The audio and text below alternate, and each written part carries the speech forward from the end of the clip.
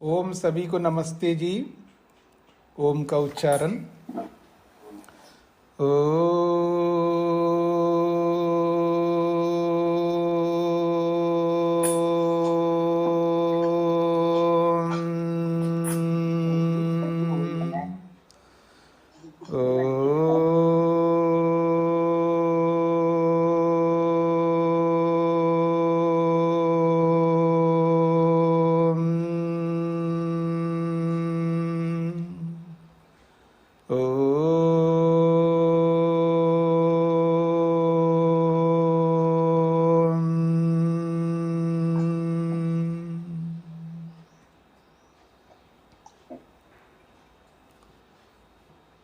वेदांत दर्शन के तीसरे अध्याय के तीसरे पाद के 24वें सूत्र तक हमने विचार किया है।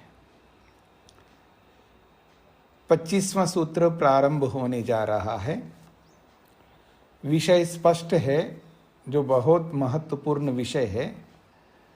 उपासना में गुणों का उपसंहार। उपासना में गुणों का उपसंहार होना चाहिए।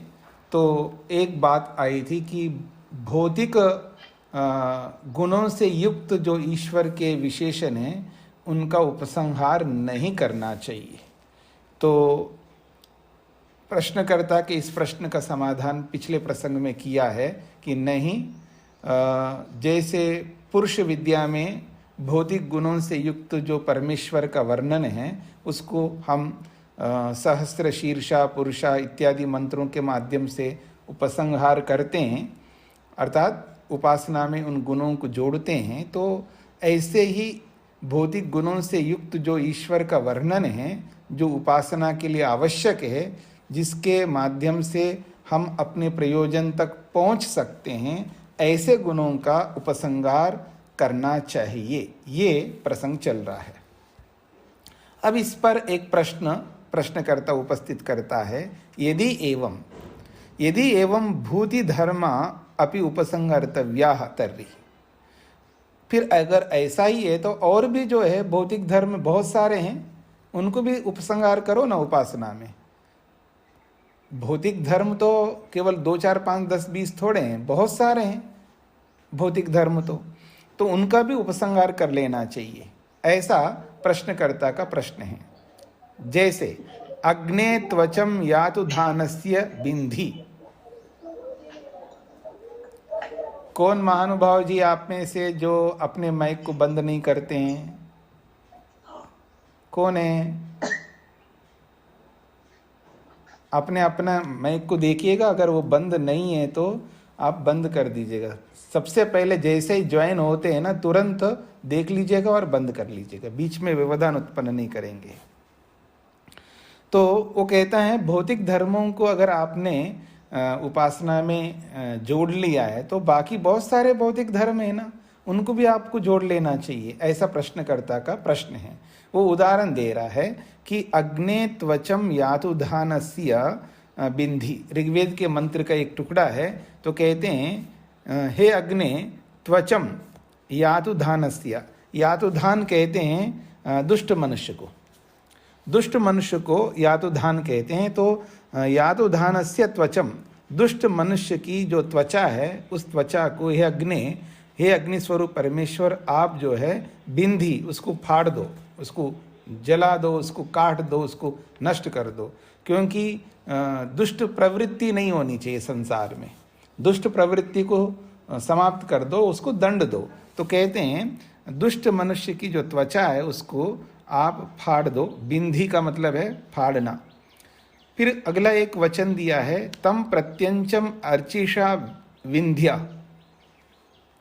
तो तम प्रत्यंचम अर्चिषा विंध्या का मतलब है कि उस प्रत्यंचा जो है, शत्रु की जो प्रत्यंचा है उसको आप बींद दो, यानी शत्रु को प्रत्यंचा से आप ऐसा मतलब बाण चला दो ताकि शत्रु को बींद दो, यानी शत्रु का विनाश कर दो। इति वेदादि विभूति धर्मा अपि उपसंह्रियेरन। इस प्रकार से जो विभूति धर्म है, जो लौकिक लोक के साथ में भौतिकता के साथ जुड़े हुए धर्म हैं, जैसे दुष्ट की उस त्वचा को बींध दो और प्रत्यंचा से जो है बाण के डोरी को ऐसा खींचो ताकि वो बाण जाकर के शत्रु को बींध दे। तो इन सब इस प्रकार के जो बींधने वाली बातें हैं, ये सब बातों को भी आपको उपासना में जोड़ लेना चाहिए, इनको भी उपसंहार कर लो, ऐसा प्रश्नकर्ता कह रहा है। तो उसका समाधान सूत्र के माध्यम से किया जा रहा है, वेदादि अर्थ भेदात। तो ये जो पीछे जो सूत्र है, आप पीछे निकाल के देखिएगा, 21वां सूत्र, उसमें ना है, नवा विशेषात। यहाँ से ना की अनुवृत्ति हमने 23-24वें सूत्र में भी लिया था, 23वें सूत्र में भी ना की अनुवृत्ति ली थी, 23वें सूत्र में भी उस 21वें सूत्र में से जो ना है निषेध वाला नकार, उसको 23वें सूत्र में लिया था। तो ऐसे ही उस नकार को यहाँ पर भी 25वें सूत्र में लाना है।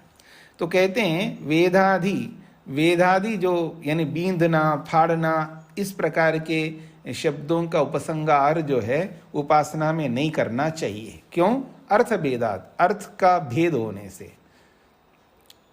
भाई हमारे उपासना करने का ये लक्ष्य नहीं है किसी को मारना, काटना या किसी को नष्ट करना, ये थोड़ा उपासना का लक्ष्य है।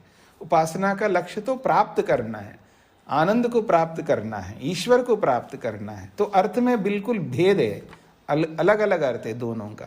तो आप उपासना में जोड़ने का मतलब ये नहीं है कि उपासना से संबंधित गुणों को ही तो जोड़ेंगे ना, हर किसी भी क्रिया को, हर किसी भी शब्द को, वेद के किसी भी शब्द को वहां पर जोड़ नहीं सकते। तो इसलिए कह रहे हैं वेदादि, ये जो बींधना, फाड़ना, इस प्रकार के जो शब्द है उनको उपासना में नहीं ले सकते। क्यों? अर्थ भेदात, अर्थ में भेद होने से। पूर्वतः प्रकृतो नकारो अनुवर्तते, जो पहले से जो नकार आ रहा है 21वें सूत्र में, उस नकार को यहाँ पर लिया जाता है। तो वेदादि वेदना भेदना भंजन रूपम कर्म न उपसंग्रियते।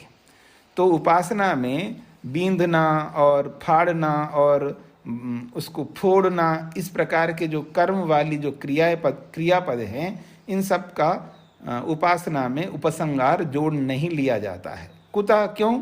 अर्थ भेदात, क्योंकि अर्थ में भेद है।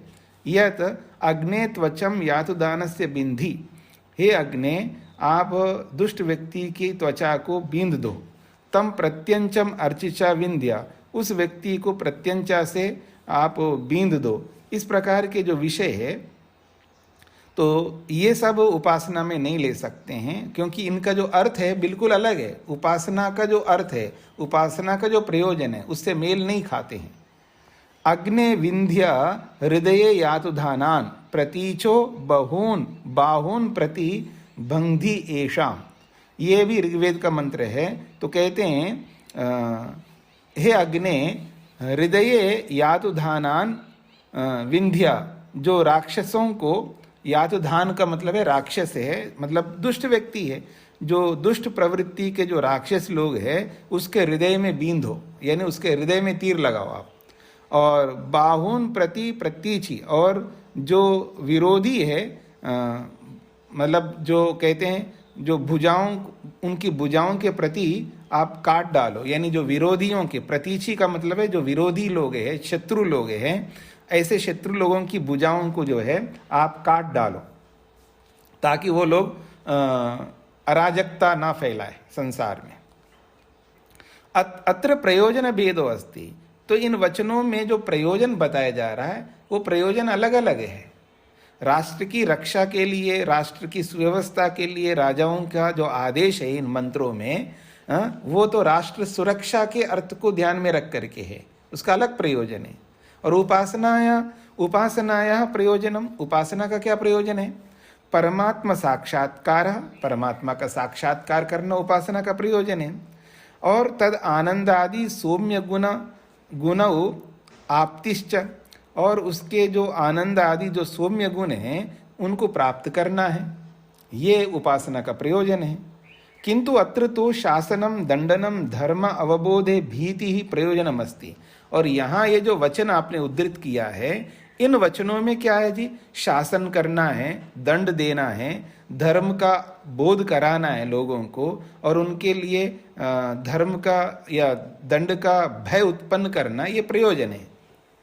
शासन करना है उन पर, यानी व्यवस्था बनाए रखने के लिए, और गलत करने पर दंड देना है, और जो अज्ञानी लोग हैं उनको धर्म अवबोध है, उनको धर्म का बोध कराना है, और पाप करोगे तो आपको बहुत भयंकर भयंकर दंड मिलेंगे, इस बात के लिए भीति भय उत्पन्न करना, ये प्रयोजन है इन मंत्रों का।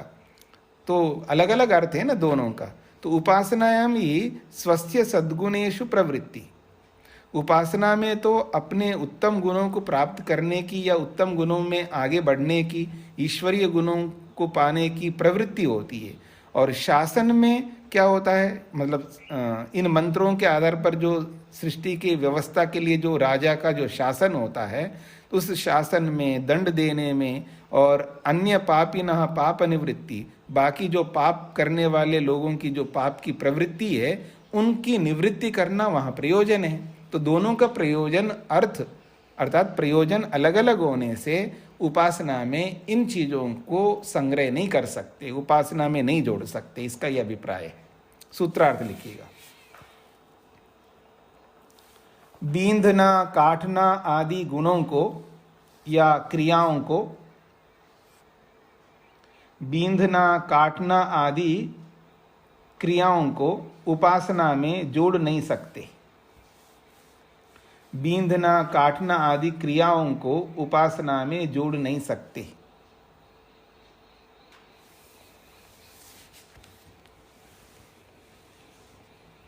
बींधना काटना आदि क्रियाओं को उपासना में जोड़ नहीं सकते, क्योंकि प्रयोजन अलग होने से।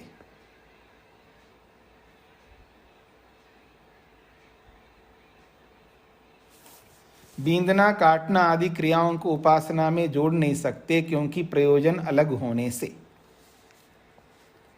आगे बढ़ते हैं। हानौ तु उपायन शब्द शेषत्वात् कुशा छंदस्तुति उपगानवत् तदुक्तम। हानौ तु उपायन शब्द शेषत्वात् कुशा छंदस्तुति उपगानवत् तदुक्तम। तो सूत्रार्थ तो हम बाद में समझेंगे, पहले भाष्य को समझ लेते हैं। तू शब्देन प्रकृतस्य नकारस्य निवृत्ति। सूत्र में जो तू शब्द जोड़ा है ये इस बात का प्रतीक है कि जो नकार की जो अनुवृत्ति आ रही है उसको रोकना है।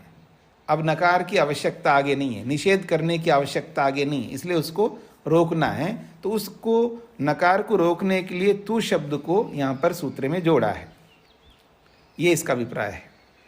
उपासनाया मुख्य अर्थ उपास्य गुण लाभ।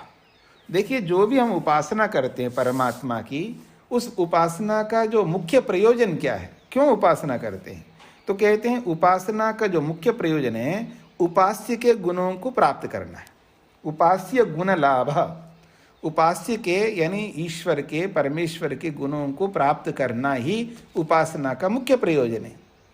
उनके गुणों को प्राप्त करने का मतलब है जो हमारे पास नहीं है उसको प्राप्त करना है। आनंद नहीं है तो आनंद, ज्ञान नहीं है तो ज्ञान, बल नहीं है तो बल, जो भी हमें चाहिए, जो हमारे में कमी है, अपनी कमियों को दूर करने के लिए परमात्मा के अंदर जो गुण हैं उनको अपनाना ही उपासना का प्रयोजन है।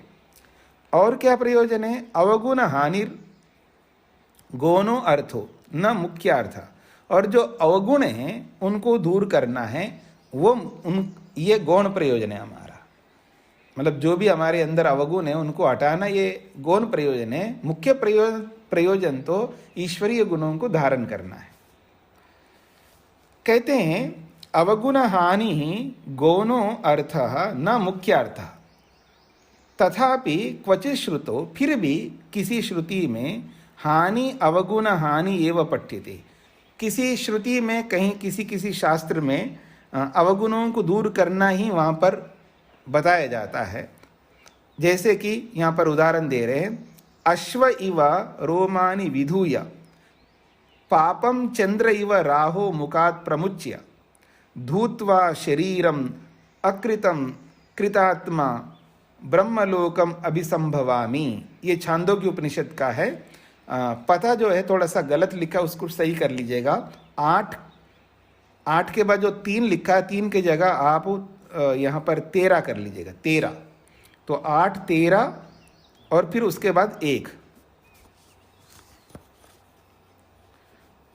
8 13 1।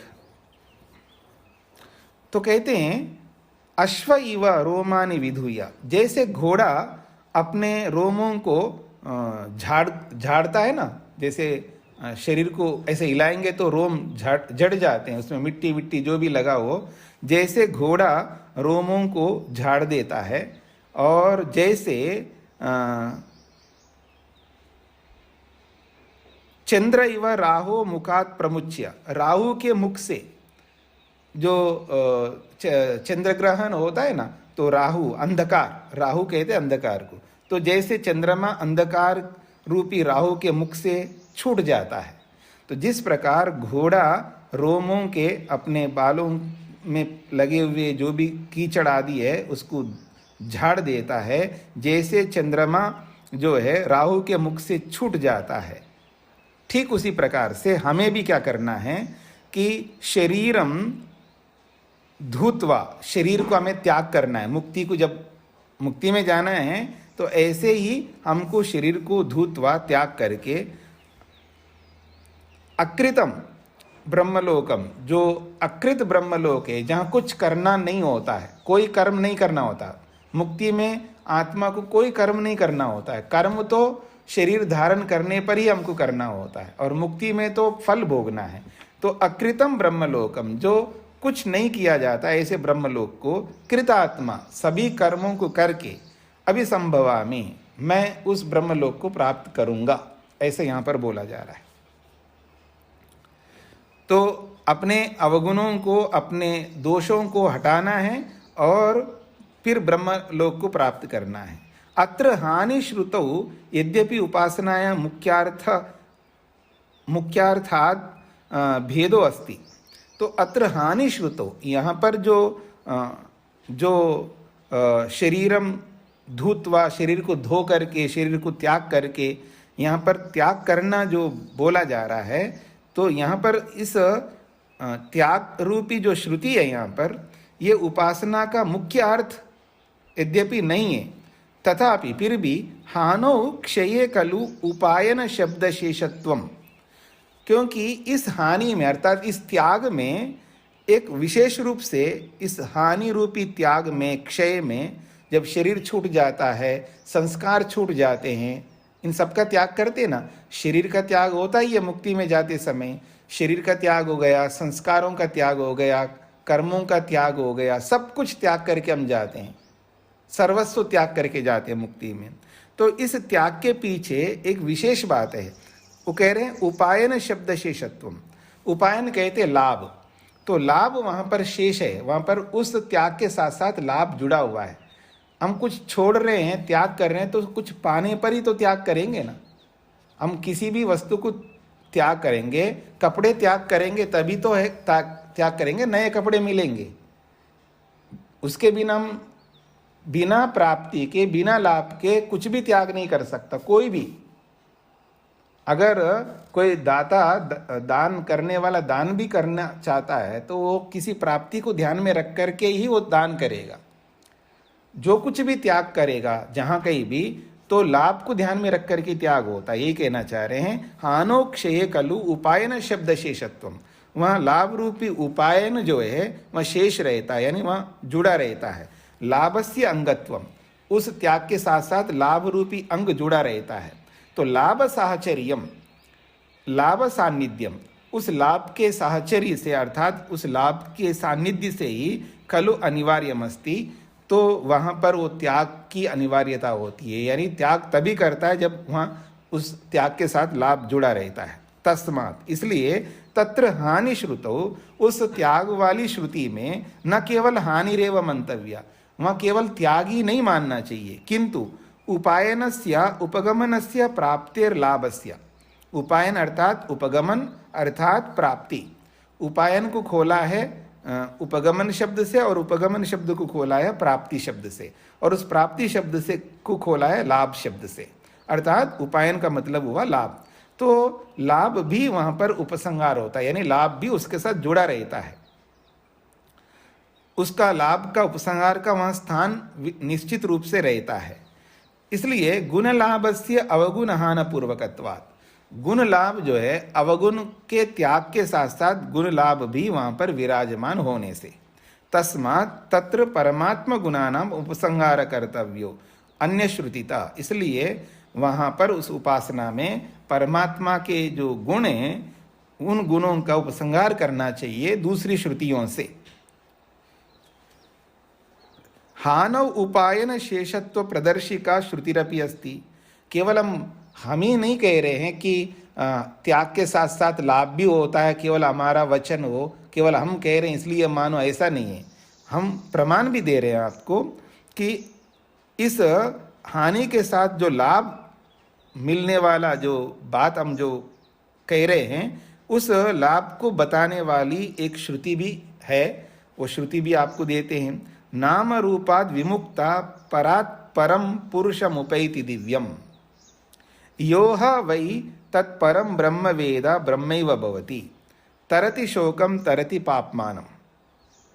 कहते हैं श्रुति ये है मुंडकोपनिषद की, नाम रूपाद विमुक्ता, जब व्यक्ति नाम और रूप से जो भी उसका नाम होता है, व्यक्ति का नाम जो भी रखते, हम शरीर का नाम रखते, देवदत्त, धनंजय, किशोर, जो भी नाम रखते हैं, वो नाम और उसका जो भी शरीर का स्वरूप है, वो जो रूप और नाम, ये दोनों से विमुक्ता, छूट करके व्यक्ति पूरे शरीर से छूट करके परात् परम पुरुषम उपैति, जो पर से भी परे यानी बड़े से भी बड़े जो परम पुरुष है उसको, जो कि दिव्य पुरुष है, उसको प्राप्त कर लेता है।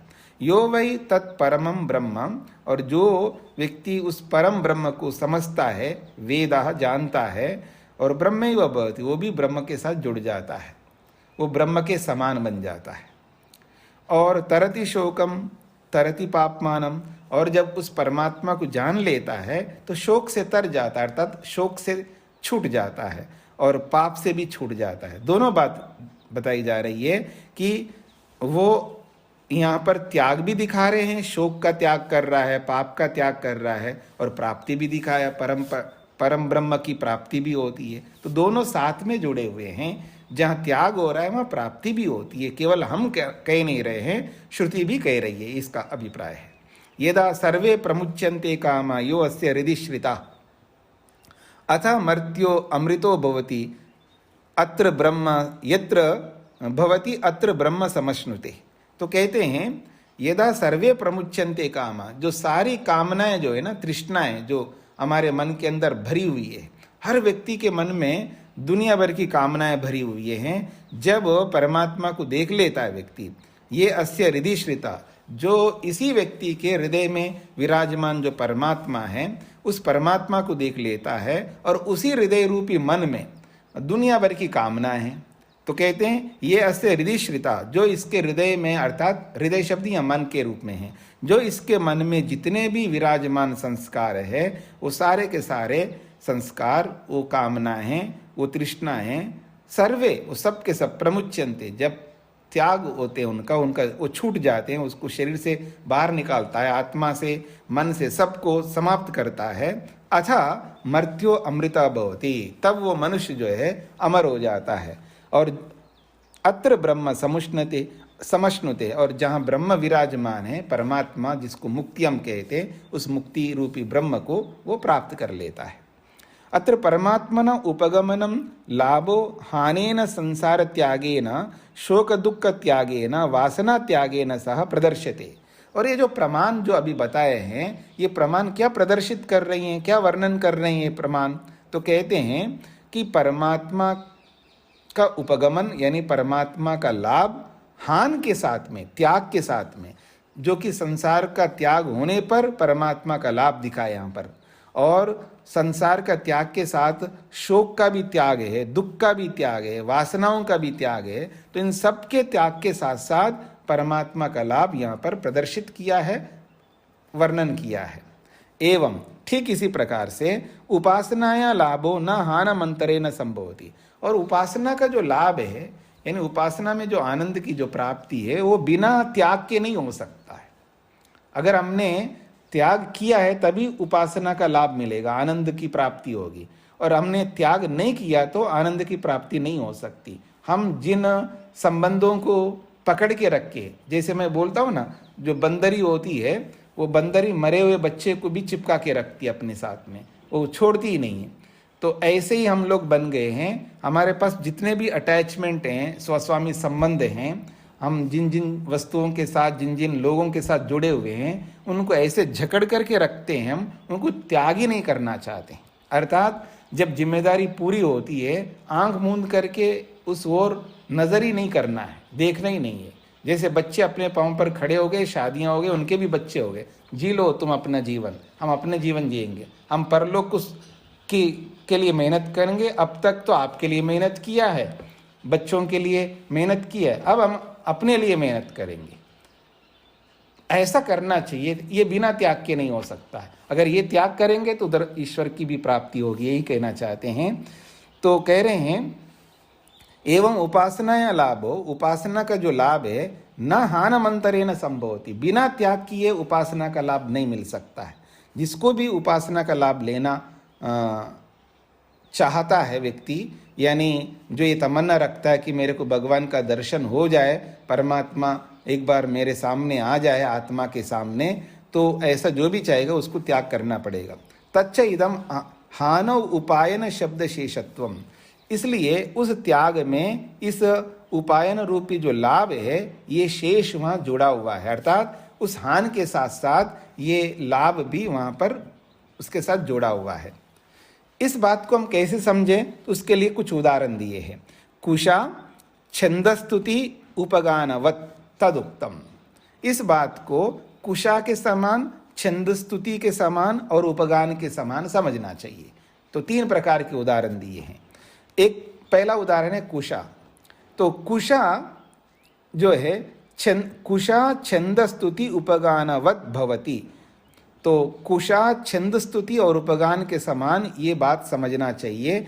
इस बात को तदुक्तम तत्शास्त्रे, तो इन बातों को बताने वाला जो शास्त्र है, उस शास्त्र में ये बातें कही गई है।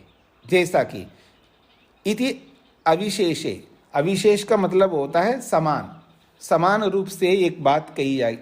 शास्त्र में कहा जाता है औदुंबरीय कुशा, जब कुशा बनानी होती है तो औदुंबरी यानी गूलर का, छूट गए क्या? अच्छा, तद यथा कुशा वनस्पत्य, ये वाला, हाँ हाँ, तो तद यथा जैसे कुशा वानस्पत्याः स्थ तम पातः, तो कहते हैं कुशा जो होती है वो वानस्पत्य, वानस्पत्य का मतलब है वनस्पतियों से बनाना चाहिए कुशा को। यानी कुशा जो है इसको सलाइयाँ कहते हैं। सलाइयाँ पता नहीं आप लोग क्या इसको बोलते, सलाइयाँ जो होती है उसको कुशा कहते हैं। जो यज्ञ में जिनका प्रयोग करते हैं, कुशा का मतलब सलाइयाँ। तो ये जो सलाइयाँ जो बनाई जाती है, ये वानस्पत्य, वनस्पतियों से बनाना चाहिए। और वनस्पति जो है, वृक्ष अलग होते हैं, वनस्पतियाँ अलग होते हैं, और गुल्म अलग होते हैं, लता अलग होती हैं। तो ये आपने मनुस्मृति के क्लास को अगर सुनते हैं आप लोग, जो मैं मनुस्मृति ले रहा हूँ, उसमें एक वर्णन आया है कि स्थावर योनि किस प्रकार की होती है। तो स्थावर योनि के 4 प्रकार वहाँ पर बताए गए थे। उनमें एक वनस्पति एक प्रकार है। वनस्पति उनको कहते हैं जिसमें फूल नहीं आते, डायरेक्ट फल आते हैं।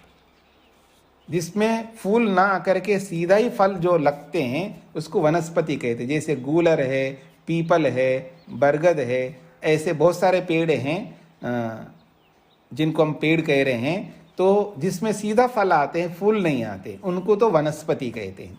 और जिसमें फूल भी आते हैं उसके बाद फल लगते हैं, उसको वृक्ष कहते हैं। जैसे नीम है, जैसे अभी आम आएंगे तो आम के फूल पहले आएंगे, उसके बाद फल लगेंगे। तो फूल आने के बाद फल लगते हैं, उनको तो वृक्ष कहते हैं। और जिसमें फूल नहीं आते हैं, सीधा सीधा फल आते हैं उसको वनस्पति कहते हैं। तो ये जो कुशा जिसको बनाना होता है तो वानस्पत्या, वनस्पति से ही कुशा बनानी चाहिए। तामापातः वो हमें प्राप्त हो जाए, मतलब वनस्पति से बनी हुई कुशा जो है वो हमें प्राप्त हो जाए। इति भाल्लवी न, भाल्लवी शाखा वाले ऐसा मानते हैं। तो भाल्लवी शाखा वाले ये मानते हैं अगर कुशा बनानी है तो वनस्पतियों से ही बनाना चाहिए, वही कुशा हमको प्राप्त हो जानी चाहिए, ऐसा वो लोग इति अविशेष है। ये सामान्य रूप से उन लोगों ने ऐसा पाठ कर किया है शास्त्र में। तो फिर औदुंबरिया कुशा, फिर किसी शाट्यायनी ने, शाट्यायनी शाखा है, वेदों की शाखाएं होती है जी, वेदों को समझाने के लिए अलग अलग व्याख्यान ग्रंथ होते हैं, उनको शाखा बोलते हैं। वेद को समझने के लिए बहुत सारे ऋषियों ने अपनी अपनी शाखाएं, अपने अपने शास्त्र बनाए, उन शास्त्रों को शाखा शब्द दिया है। जैसे किसी को दर्शन अर्थ दिया है, किसी को दर्शन बोलते हैं, अंग कहते हैं, किसी को उपांग कहते हैं, किसी को उपनिषद कहते हैं, किसी को ब्राह्मण कहते हैं, ये तो नाम देते हैं ना शास्त्रों के।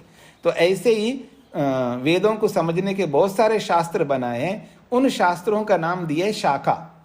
तो वो जो शाखा ग्रंथ है वो शाखा ग्रंथ के नाम है यहाँ शाट्यायनी ना।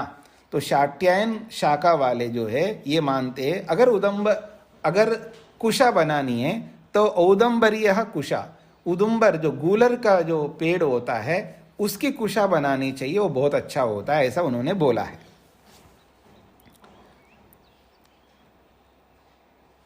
अब प्रश्न आता है वनस्पति की कुशा होनी चाहिए, तो ये तो सामान्य रूप से बोल दिया कि वनस्पति की होनी चाहिए, लेकिन कौन सी वनस्पति की होनी चाहिए उन्होंने नहीं बोला है।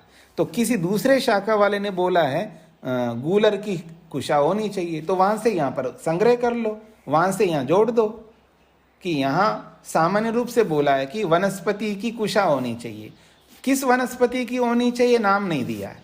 तो दूसरी शाखा में नाम दे दिया, तो उस नाम वाली वनस्पति को आप यहाँ पर जोड़ दो, संग्रह कर लो। जैसे कुशा को संग्रह किया जाता है ऐसे उपासना में भी अन्य गुणों को संग्रह किया जाता है, ये बात कही है। ये एक उदाहरण दिया इन्होंने। छंदो भी स्तुवते, तो छंदो भी का मतलब है छंद वालों से या छंदों के माध्यम से स्तुति किया जाता है, यानी जिसमें छंदोबद्ध जो मंत्र होते हैं या छंद शास्त्र होते हैं उसके माध्यम से, छंद शास्त्र तो नहीं, यहाँ पर वेद मंत्र, छंदों को वेद मंत्र कहते हैं। तो वेद मंत्रों से जो स्तुति वाले मंत्र होते हैं उनको छंद कहते हैं, जो स्तुति वाले मंत्रों से स्तुति की जाती है, ऐसा केचित शाखिना, कुछ शाखा वाले ऐसे मानते हैं। इति अविशेषे, तो सामान्य रूप से उन्होंने कहा अगर स्तुति करना है तो छंद जिसमें स्तुति वाले जो मंत्र होते हैं उनसे स्तुति करनी चाहिए। लेकिन वो कौन से मंत्र हैं वो मंत्रों का नाम बताए नहीं है, मतलब किस सूक्त से किस मंत्र से, क्योंकि सब सूक्तों के नाम होते हैं तो वो नाम नहीं बताया। तो सामान्य रूप से छंदों से स्तुति करनी चाहिए बता दिया एक शाखा वालों ने। तो किसी दूसरे शाखा वालों ने नाम दे करके बोल दिया, तो उन्होंने कहा देव छंदांसी पूर्वानी, तो देव नामक छंदों से ही वहाँ पर स्तुति करनी चाहिए, ऐसा पैंगिना पिंग शाखा वालों ने बोला है।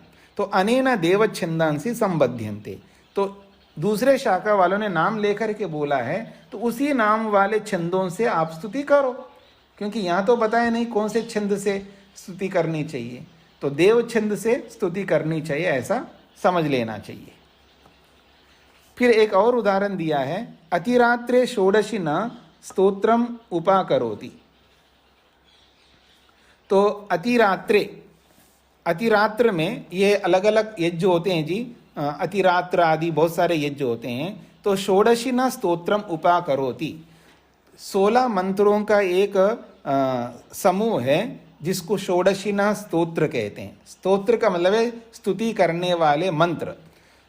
यज्ञों में अलग अलग मंत्र होते हैं, अलग अलग वेदों के होते हैं, तो उनके नाम रख दिया जाता है। तो 16 मंत्रों का एक स्तोत्र है, उन मंत्रों से स्तुति की जाती है किसी यज्ञ में, उस यज्ञ का नाम है अतिरात्र। तो अतिरात्र नामक यज्ञ में 16 मंत्रों का जो समुदाय वाला जो सूक्त है, उस सूक्त को उपाकरोति ग्रहण करना चाहिए, उसको लेकर के स्तुति करनी चाहिए। इति अवशिष्टे, तो इस प्रकार सामान्य रूप से बोलने पर कौन से काल में करना चाहिए तो बोला नहीं है। ये तो बोला है कि अतिरात्र नामक यज्ञ में 16 मंत्रों वाले जो स्तोत्र है उसको लेकर के स्तुति करनी चाहिए, लेकिन कब करनी चाहिए, किस काल में करनी चाहिए तो बताए नहीं। तो कहते हैं समयाविशिते सूर्ये षोडशिनः स्तोत्रम उपाकरोति। तो कहते हैं समयाविशिते सूर्य, जब सूर्योदय होने वाला होता है उस समय इस 16 मंत्रों से युक्त होकर के जो समूह है वेद मंत्रों का, उससे स्तुति करनी चाहिए। जब यज्ञ करने का समय होता है तो यज्ञ करने के 2-3 समय होते हैं जी। यज्ञ करने के एक्चुअल जो वास्तविक समय जो होता है, या तो सूर्योदय होने से पहले करो, एक नियम है, या सूर्योदय के बाद में करो, ये दूसरा नियम है। तीसरा नियम है सूर्योदय होते समय, जिस समय सूर्य निकल रहा हो, देखो हाँ सूर्य निकलने लग रहा है, तब यज्ञ करो। बात पकड़ में आ रही जी। तो सूर्योदय जब हो रहा होता है उसका समय रोज रोज का बदलता रहता है। कभी रोज रोज का मतलब है कुछ कुछ दिनों में बदलता रहता है। कभी वो 7 बजे निकलता है, कभी 6:30 बजे निकलता है, कभी 6 बजे निकलता है, कभी 5:30 बजे निकलता है, कभी 5 बजे निकलता है। जब भी जिस समय भी सूर्य निकलने लगता है उसी समय हवन करना है, एक ये नियम है। या सूर्य निकलने से पहले ही हवन कर लो, ये दूसरा नियम है। और तीसरा नियम है सूर्य के उदय होने के बाद यज्ञ करो। अब सूर्योदय से पहले यज्ञ करने का मतलब कौन सा समय, कोई भी समय है। ब्रह्म मुहूर्त में 4 बजे उठते हैं तो उठने से लेकर के सूर्योदय होने से पहले कोई भी समय निर्धारण कर लो और उस समय हवन कर लो, एक बात। या सूर्योदय के बाद में मतलब सूर्योदय हो गए, मान लो 6 बजे हो गया, तो आप 6:30, 7, 8 जो भी आपकी अपनी अनुकूलता उसके हिसाब से आप समय निर्धारण कर लो, उस समय हवन कर लो। 2 बात हो गई। तीसरी बात है जब सूर्योदय हो रहा है बस उसी समय हवन करो, ये 3 बात है। तो यहाँ पर कह रहे हैं समयाविशिते, यानी थोड़ा सा समय बचा हुआ है सूर्योदय होने से, या सूर्योदय हो रहा हो, तब इस स्तोत्र को आप स्वीकार करो, इसके माध्यम से स्तुति करो उस यज्ञ में। अनेन अर्धास्तमिते सूर्ये, तो ये अच्छा इति विशेषः। तो ये समयाविशिते सूर्य का अर्थ ये कर रहे हैं जब सूर्योदय सूर्यास्त हुआ नहीं है, आधा सूर्यास्त हो गए, ये सायंकाल की बात कर रहे हैं। तो सायंकाल जो है अभी सूर्यास्त पूरा नहीं हुआ, आधा ही सूर्यास्त हुआ है, उस समय इस 16 मंत्रों का समुदाय वाला जो स्तोत्र है उसको लेकर के आप उसकी स्तुति करो, भगवान की, ईश्वर की, अथवा भौतिक देवताओं की। ये यहाँ पर अर्थ लेना चाहिए। तो किसी संगीता में समय नहीं बताया तो किसी दूसरे संगीता में, किसी और शाखा में समय बताया, तो उसको यहाँ ले लो, जोड़ लो। आपको कोई काम करना है, कब करना है आपको पता नहीं लग रहा है, किसी शास्त्र में बताया इस काम को इस समय कर लेना, तो उसको आप ग्रहण कर लो। इस तरह का आप उसको प्रयोग कर सकते हैं, इसका अभिप्राय है।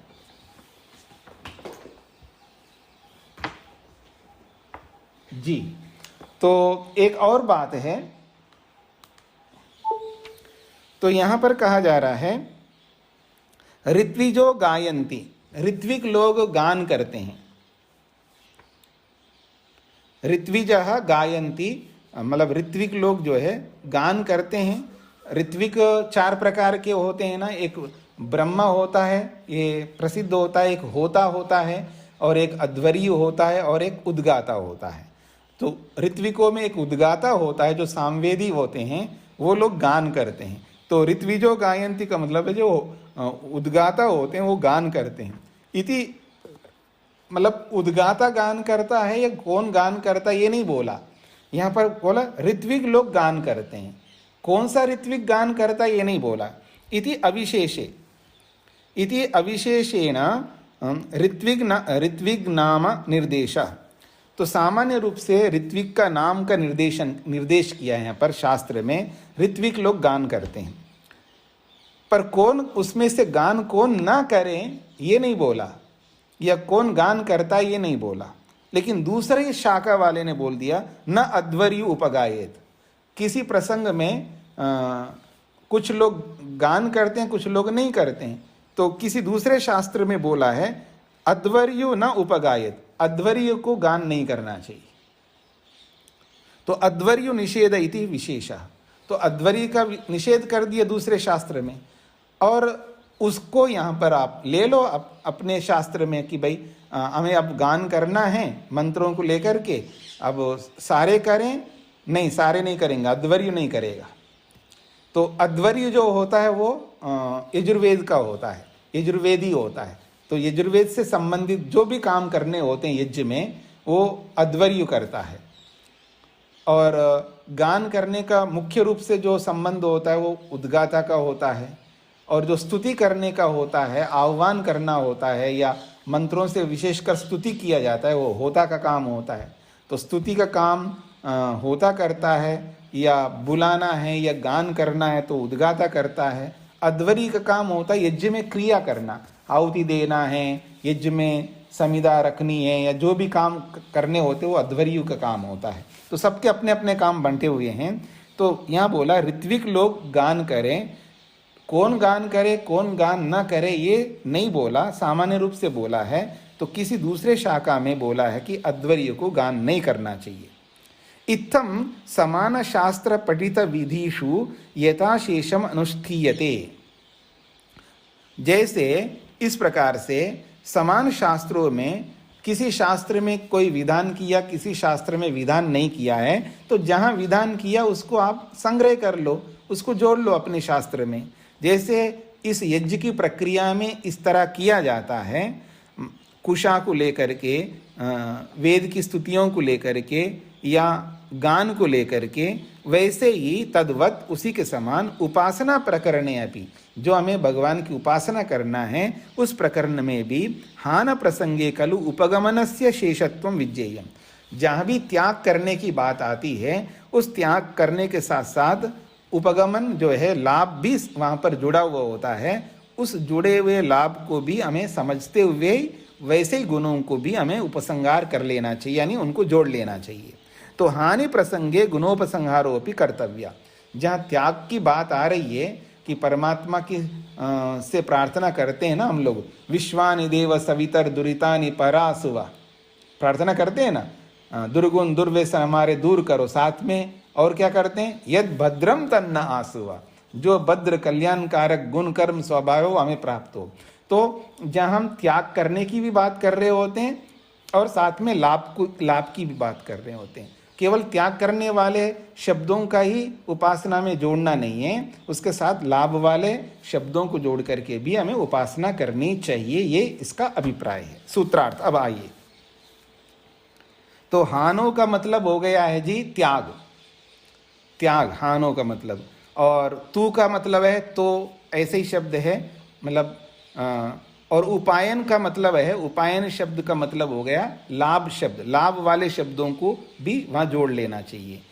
उसके लिए 3 उदाहरण दिए, कुशा के समान, छंद की स्तुति के समान, और उपगान का मतलब है गान के समान। और इन सब बातों को उक्तम ऐसे शास्त्रों में बोला गया है। विशेष करके जो मीमांसा शास्त्र है, इसका समान शास्त्र उत्तर मीमांसा कहते हैं, उसमें ये सारी बातें बताई गई है। तो आइए सूत्रार्थ लिखिएगा। शास्त्र में आए हुए, शास्त्र में आए हुए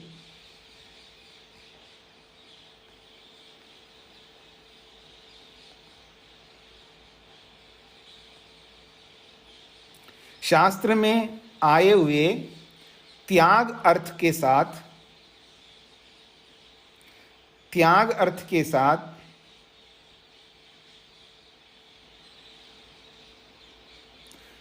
शास्त्र में आए हुए त्याग अर्थ के साथ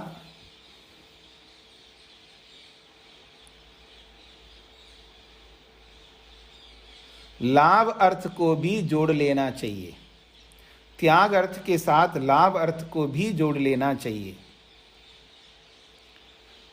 शास्त्र में आए हुए त्याग अर्थ के साथ लाभ अर्थ को भी जोड़ लेना चाहिए।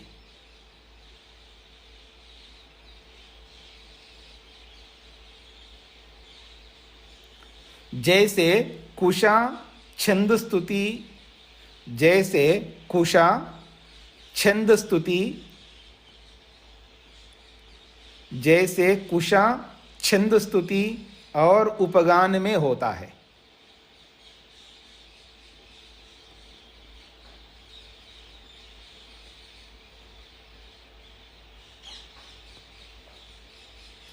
जैसे कुशा छंद स्तुति और उपगान में होता है।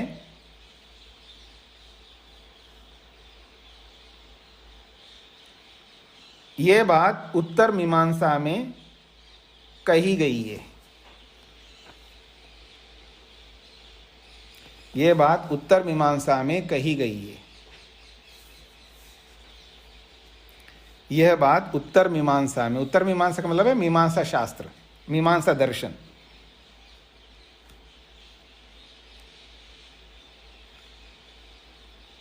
शास्त्र में आए हुए त्याग अर्थ के साथ लाभ अर्थ को जोड़ लेना चाहिए, जैसे कुशा छंद स्तुति और उपगान में होता है। यह बात उत्तर मीमांसा में कही गई है। आगे बढ़ते हैं जी। सांपराये तर्तव्य अभावात् तथा ही अन्ये, बड़ा अच्छा सूत्र है। कहते हैं सांपराये तर्तव्य अभावात् तथा अन्ये। सांपराय का मतलब है यहाँ पर ब्रह्मलोक का मार्ग। जब ब्रह्मलोक में हम जा रहे होते हैं, मुक्ति में जा रहे होते हैं, उसको लेकर के बोला गया है। तो पहले भाष्य को समझते हैं, फिर सूत्रार्थ पर आते हैं। अत्र हान प्रसंगे कोशितकी न आमनंती। ये त्याग का प्रसंग आ रहा है, छोड़ने वाला प्रसंग आया है। इस त्याग के प्रसंग में कोशितकी ना, कोशितकी शाखा वाले, कोशितक शाखा अलग शास्त्र हैं, उस शाखा वाले आमनंती, ये पाठ करते हैं, कुछ बोलते हैं। वो लोग क्या बोलते हैं? स एतम देवयानम पंथानम आसाद्य अग्निलोकम आगच्छति। सह वह जो आत्मा है, एतम देवयानम पंथानम, इस देवयान रूपी पंथा को, मार्ग को, आसाद्य प्राप्त करके, अग्निलोकम आगच्छति, अग्निलोक को वो प्राप्त होता है, यानी ज्ञान लोक को प्राप्त होता है।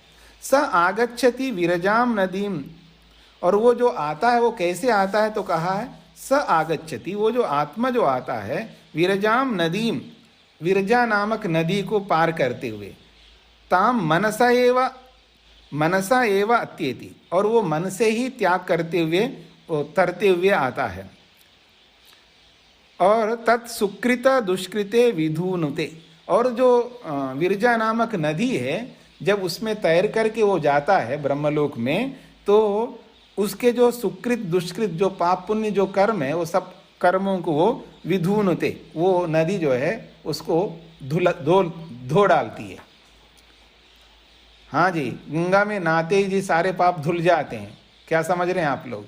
गंगा में नहाने से सारे पाप धुल जाते हैं। तो यहाँ वो नदी है जो विरजा नदी नामक, विरजा नामक जो नदी है, उसमें तैरता हुआ जाता है जब ब्रह्मलोक में, तो वो सारे उसके पाप और पुण्य जो है सब धुल जाते हैं। ये कोशितकी ब्राह्मण में कहा है।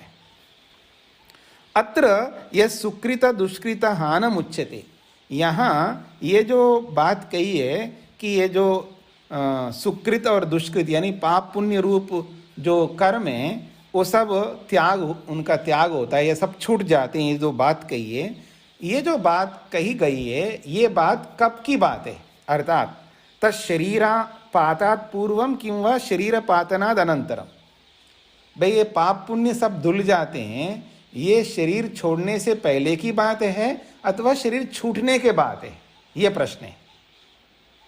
ये जो प्रमाण कह रहा है ना कि पाप और पुण्य जो है सब धुल जाते हैं उस नदी में, तो प्रश्नकर्ता प्रश्न उपस्थित कर रहा है कि ये जो पाप धुलने की बात कही जा रही है, पाप पुण्य जो धुल जाते हैं, ये शरीर पातनात् पूर्वम, शरीर छूटने से पहले की बात कही जा रही है अथवा शरीर के छूटने के बाद की बात कही जा रही है? किंवा शरीर पातनाद अनंतरम, शरीर छूटने के बाद की बात है।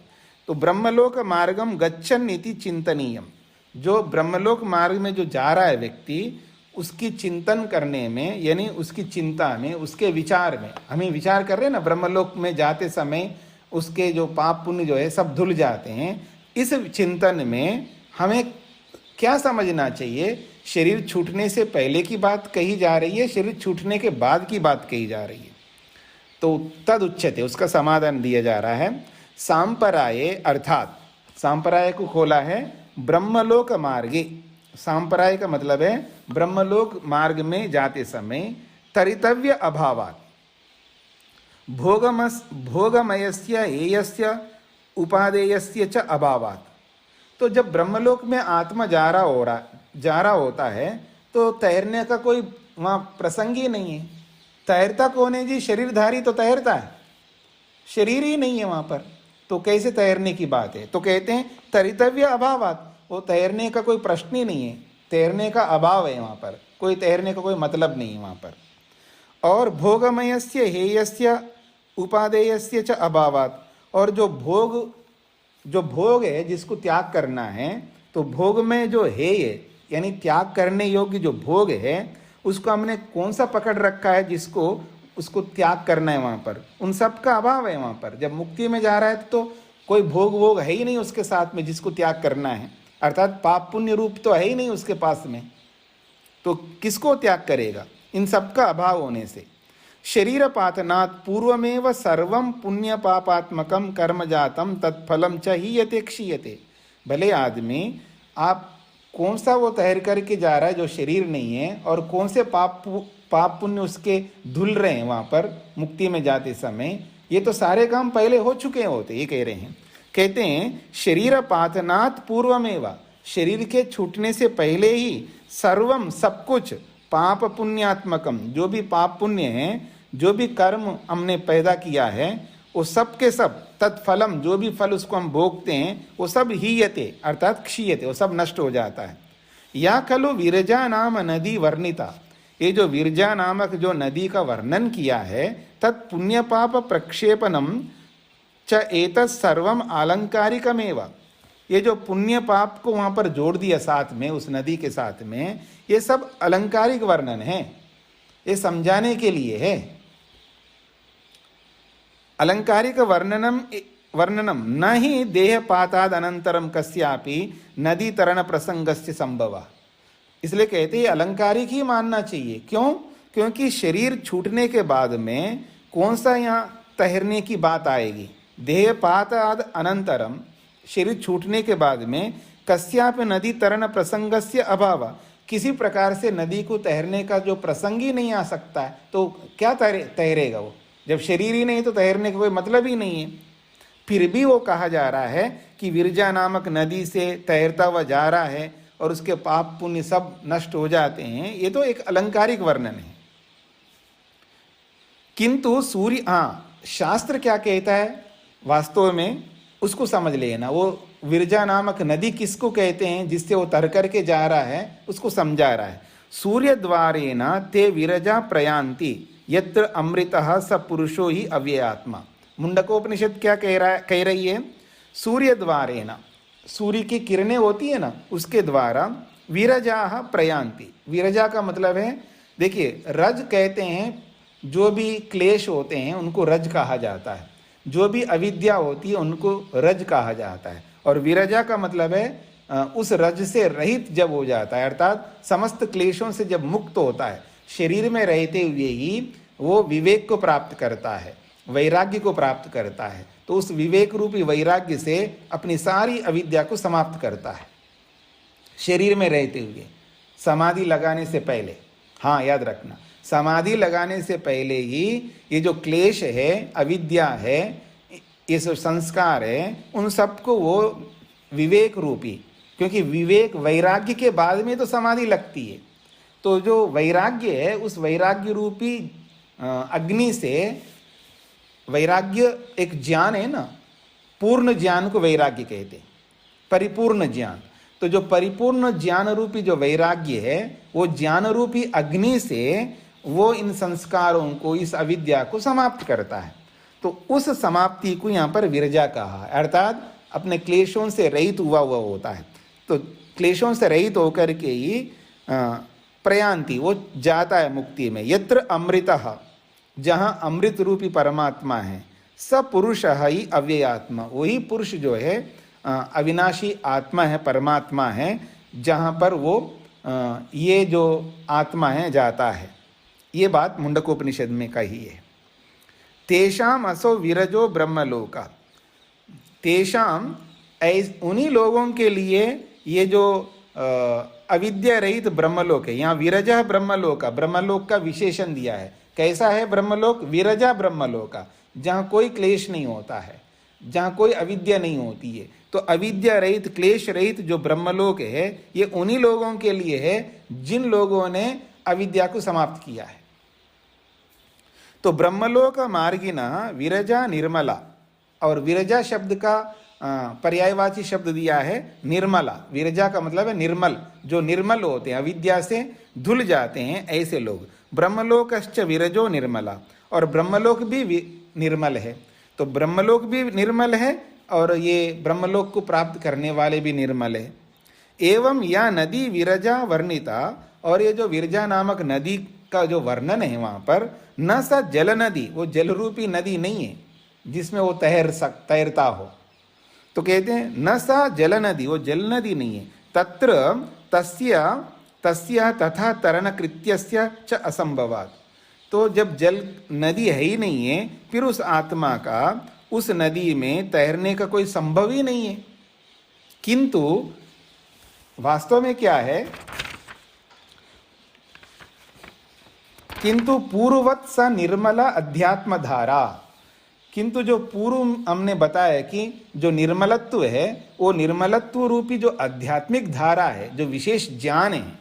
आध्यात्मिक धारा का मतलब है जो विवेक वैराग्य रूपी जो धारा है हमारे मन के अंदर, उस धारा के कारण से उपासनाया अभिनिष्पन्ना शुद्ध वृत्ति, जो कि वो जो निर्मल वृत्ति है, आध्यात्मिक धारा है, वो ब्रह्म की उपासना करने से उत्पन्न हुई है। जो शुद्ध प्रवृत्ति है यानी शुद्ध ज्ञान है, वो शुद्ध ज्ञान को ही वहाँ पर नदी के रूप में वर्णन किया है। यानी वो जब जा रहा है वहाँ पर मुक्ति में, तो अपने शुद्ध ज्ञान के कारण से जा रहा है। अपने शुद्ध ज्ञान से वो जो पाप पुण्य रूपी जो उसके क्लेश है वो समाप्त करके जा रहा है, ऐसा अर्थ समझना है वहाँ पर। उपासको ब्रह्मलोक गमन हेतु भूताम ताम निर्मलाम आध्यात्म वृत्तिम अनुतिष्ठन, उसको खोला है यहाँ पर। जब जो उपासक ब्रह्मलोक जा रहा होता है, तो ब्रह्मलोक को जाने का जो हेतु कारण रूप जो बना हुआ है, उस निर्मल माध्यम, जो निर्मलाम आध्यात्म वृत्तिम, जो निर्मल करने वाली जो आध्यात्मिक वृत्ति है, यानी आध्यात्मिक जो वैराग्य रूपी जो वृत्ति है, उस वृत्ति का अनुतिष्ठन, उसको अपने जीवन में उतारता है व्यक्ति, और उसी के आधार पर पाप पुण्य त्यजति, और उन पाप और पुण्यों को छोड़ देता है। जो परमात्मा की उपासना से उसको जो आध्यात्मिक जो निर्मल प्रवृत्ति मिली है, निर्मल जो वैराग्य रूपी ज्ञान की वृत्ति उसको प्राप्त हुई है, उस वैराग्य रूपी ज्ञान की वृत्ति से ही उनका आचरण करता हुआ, उसका पालन करता हुआ पाप और पुण्य को वो त्यजति, छोड़ देता है। शरीर पातात पूर्वम, ये सारे काम कब हो रहे हैं? शरीर को छोड़ने से पहले हो रहे हैं। तथा ही अन्य, और ऐसा ही बाकी शास्त्र भी ऐसा ही कहते हैं कि ये सब जो है शरीर को छोड़ने से पहले ही होते हैं। इस बात को दूसरे शास्त्र भी कहते हैं। कहते हैं तथा ही अन्य शाकिनो अभी अधीयन्ते, बाकी शाखा वाले शास्त्रकार लोग भी इसी तरह पाठ करते हैं।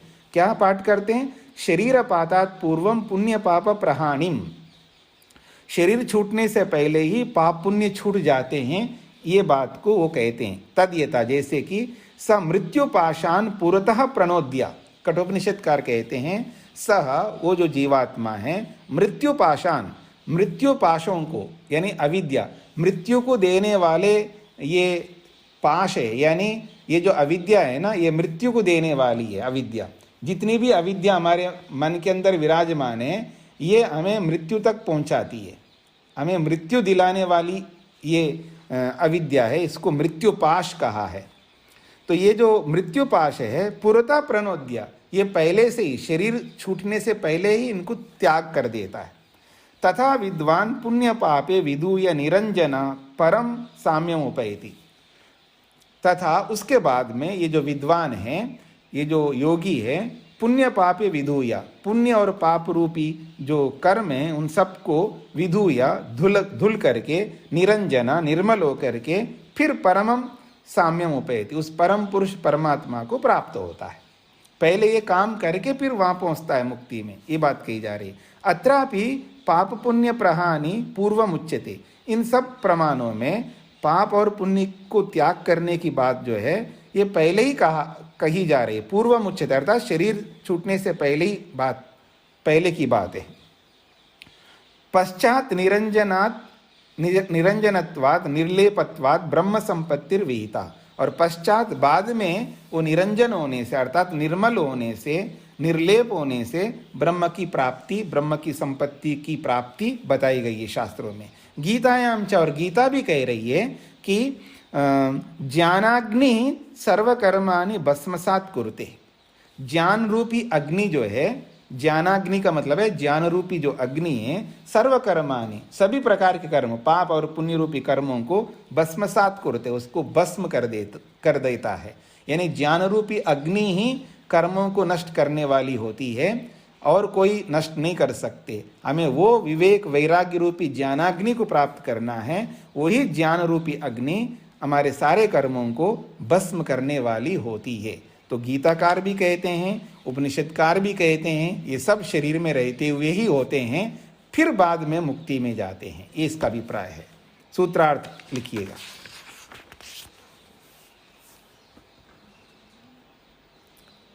योगी जन को ब्रह्मलोक में पार होने योग्य, योगी जन को ब्रह्मलोक में पार होने योग्य, योगी जन को ब्रह्मलोक में पार होने योग्य, योगी जन को ब्रह्मलोक में पार होने योग्य कोई नदी का तैरने संबंधी, कोई नदी का तैरने संबंधी, कोई नदी का तैरने संबंधी और किसी प्रकार का भोग ना होने से, कोई नदी का तैरने संबंधी और किसी प्रकार का भोग ना होने से,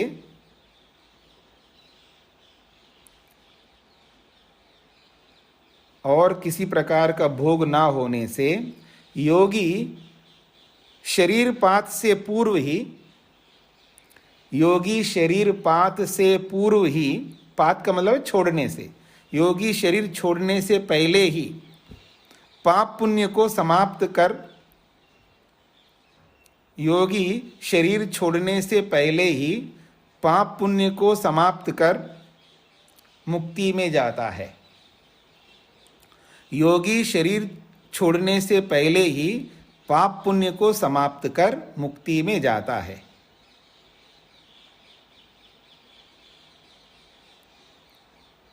ऐसा ही अन्य शाखा वाले कहते हैं, ऐसा ही अन्य शाखा वाले कहते हैं।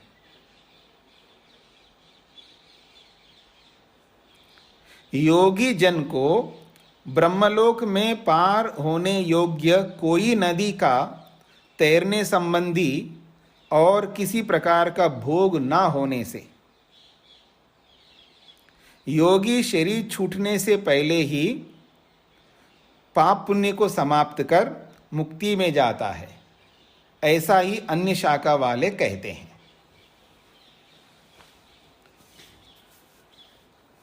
ओम